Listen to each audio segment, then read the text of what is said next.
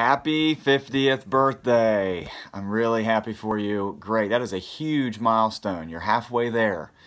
50. I always thought you were a little bit older than I was anyway, and I think it's because you've taken longer to graduate college than most people, but maybe that was it. Anyway, I have to get some jabs in there because I love you and appreciate you. But I will look back and think of certain chunks in my life, and I will characterize them by certain things. If I were to look back on my college years and our time together, I would certainly think of Joe, and I would laugh because of the amount of fun that we had, a lot of things that we did.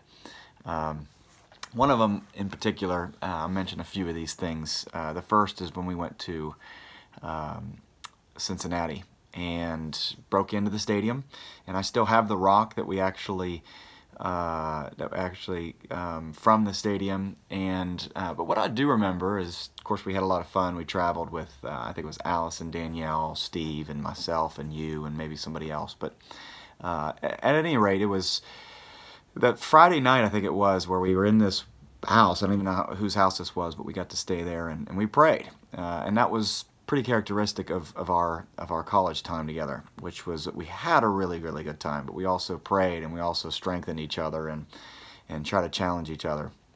I remember the trip that we went to Boston, Cape Cod area. My aunt and uncle live up there, so we called them just maybe 24 hours beforehand, and we're like, hey, can we come up and visit you? And if you remember, on the way there was a huge snowstorm or an ice storm or something, so much to where the cars were just barely on the road. They were moving back and forth because the ice was so thick.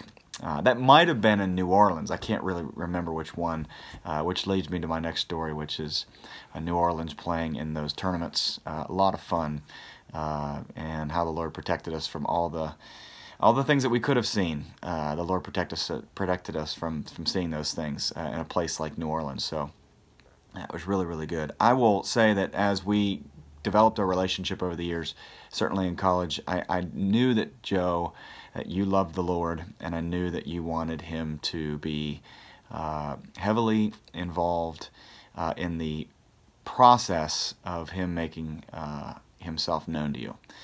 And that was always a desire. I even have this little thing up there, is Proverbs 27:17, actually given to me by Steve, but it certainly applied to our relationship, which was iron sharpens iron, so one man sharpens another. And we did that, and I think that was something that was very instrumental in my life, that I had you, Joe, to help me with that. Now, today, our days together are very few. Our phone calls are rare, and we get texts to each other sporadically. But I want you to know that you've left an indelible mark on my life. I think back to a handful of people that are very significant in my walk with the Lord, and just had a lot of fun with. And Joe, you are at the top of the list there, and I do want to thank you for that. I want to thank the Lord for it, because of the amount of time that we spent together was great. And we painted our bodies blue and stormed onto the Akron Zip football stadium. I really don't know, or the field. I'm not even sure how we weren't. Well, let me say, if we were to do that today, it'd be on ESPN, but we would also be arrested. And somehow we didn't get arrested, which was pretty cool. And there's so many other things that we did and had a good time. So happy birthday to you. I hope you have a wonderful 50th, or is it 52? For some reason I think 52 is your birthday. But anyway, happy 50th, 52nd, happy birthday, and I hope you have a fantastic birthday. And just know, brother, that I deeply care about you. I'm so proud of you for the things that you've done. You have a beautiful family, and I think you're leading them well from what I can tell.